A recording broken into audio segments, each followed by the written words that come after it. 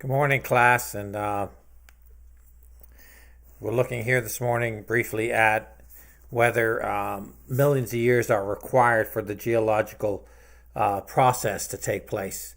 This is a very wide subject, very broad subject, because it covers many ideas, and geology became established as a science in the Middle Ages, specifically in the 1700s. That's not really Middle Ages, but while some early geologists viewed the fossils bearing rock layers as processes of the Genesis flood, one of the common ways in which most early geologists interpreted the Earth was to look at present rates of processes and assume those rates and processes, like uniformitarianism, are the same today, and have been over millions and millions of years.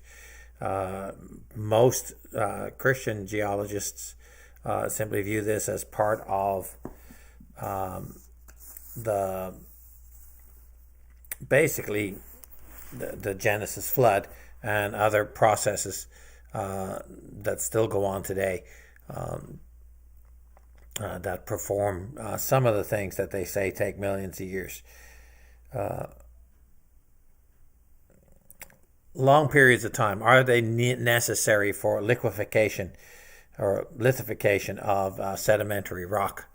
Long periods of time are not required to harden rock. It doesn't take that long for rock to become hard, especially volcanic rock, mud, sand, or gravel that have been turned into rock.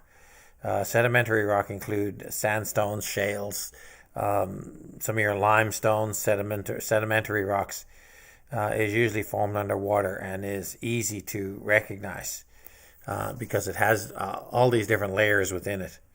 A familiar example would be with the layers rock of the Grand Canyon. But these don't take millions of years. They can be laid down quite rapidly, and that has been shown. I want you to take a look at that in your book as we go through here.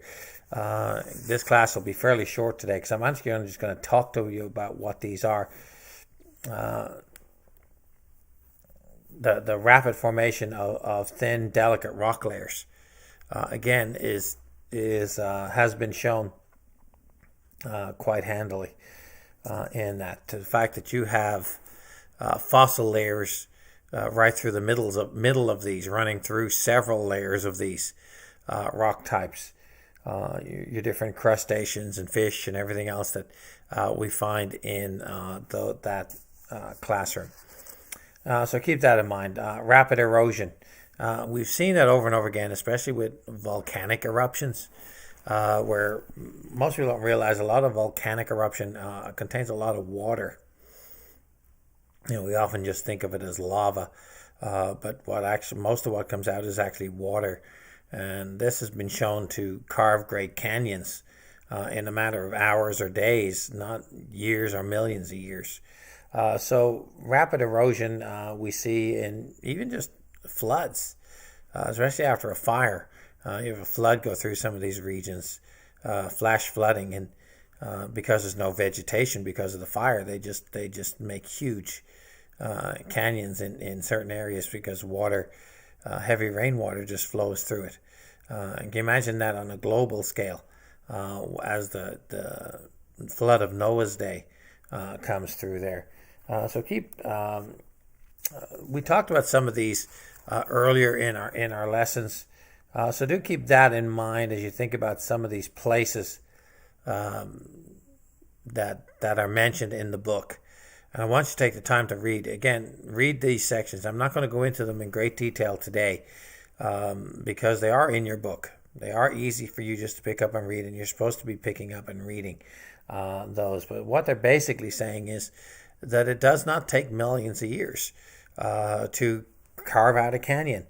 It doesn't take millions of years for that rock layer, once it is settled and becomes sedimentary rock, that it doesn't take long to harden into that rock. And so we think about that. Rapid fast fossil formation. You have several areas where we look at fossil formation that we know took place over a short period of time. You have a cowboy boot that was fossilized. you know,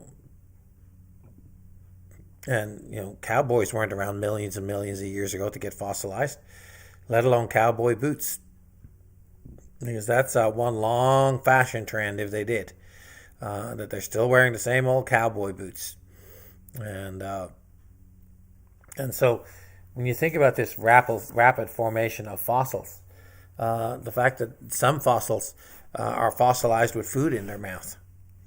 They're flash frozen with food in their mouth. They die with food in their mouth, and they're fossilized with food in their mouth, without having time to decay, without having time to chew, without having time to, just a great catastrophe have overtaken these animals, and so we see that. One of the other ones we will talk about just here for a moment is salt deposits. Do salt deposits take millions of years? What are we talking about when we talk about salt deposits? If you look at that section in my book, it's on page 239.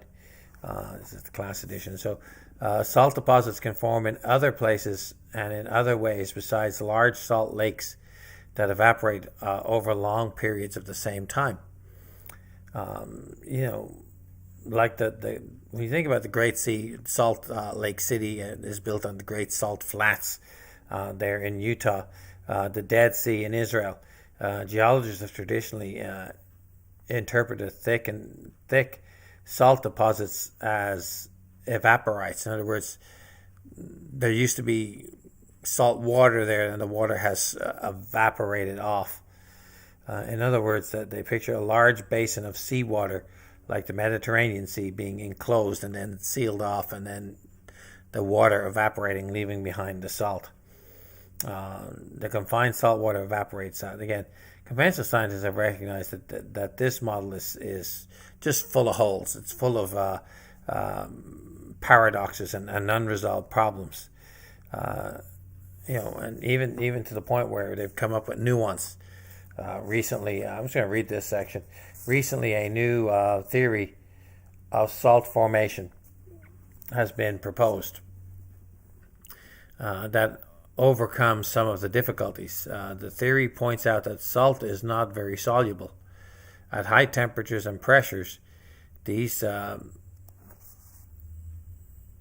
situations are common near deep sea hydrothermal vents.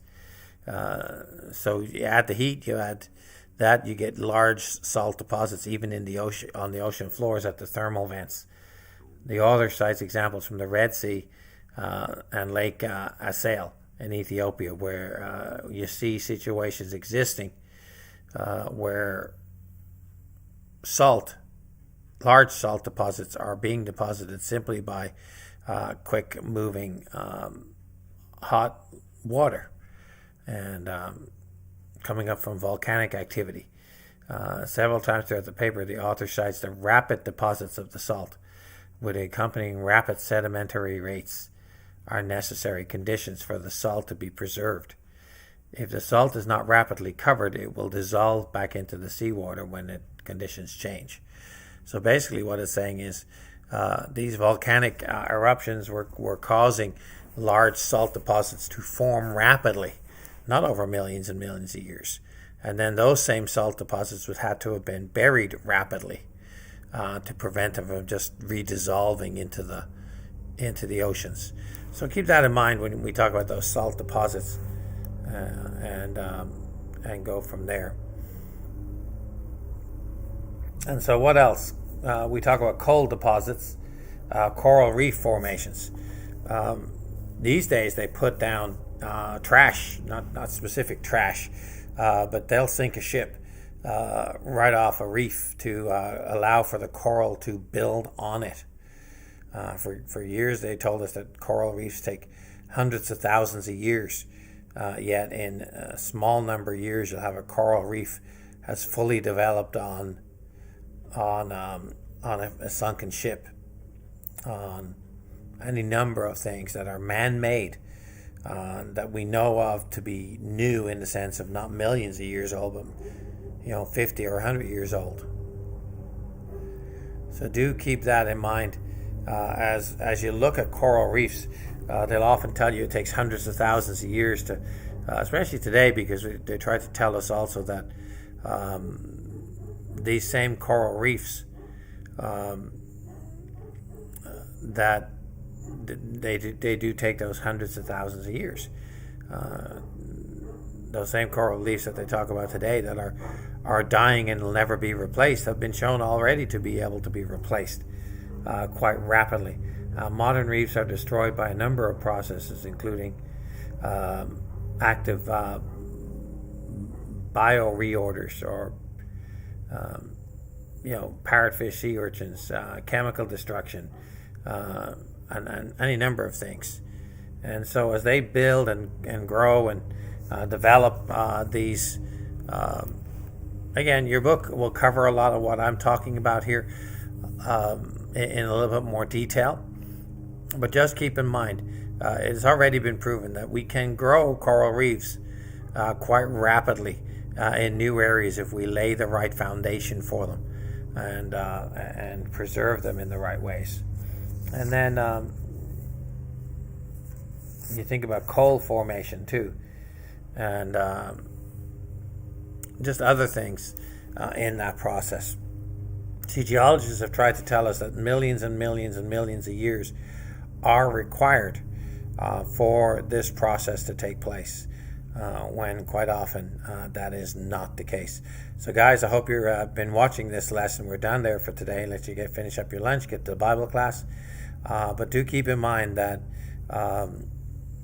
homework is due. Elliot, I will email you or your mom the homework for this week, and you guys, other guys will have it. Joshua, I'll give it to you when you get home. And so keep that in mind.